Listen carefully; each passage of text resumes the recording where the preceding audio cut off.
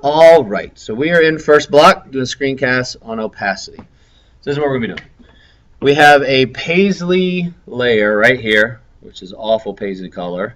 If I click the eyeball, that disappears, and you can see there's jeans underneath. So you guys are going to go get your own pair of clothing. This kind of goes into fashion merchandising and marketing. We're going to put a print on it, all right? And in doing so, we're going to work with the opacity filter. So briefly, I'm going to go on this layer here, get the pen tool, and you, by now, can use any selection tool that you like, right? We did the quick selection tool last time. I still like the pen tool because it's the most precise. And I'm going to go around this guy, roughly. All right, when it's time for our project, we're going to do it very detailed. We'll go around his jeans so I can make a selection.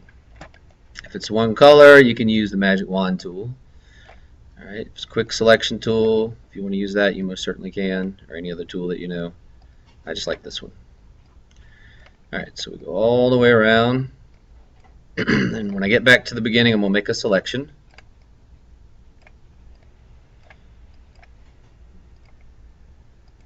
All right, right click, make selection, and click OK. All right, so his jeans have the marching ants. It's saying, hey, let's do something with this area here. So I'm going to go back to the paisley layer, and I just literally typed the words paisley pattern on the internet to get this.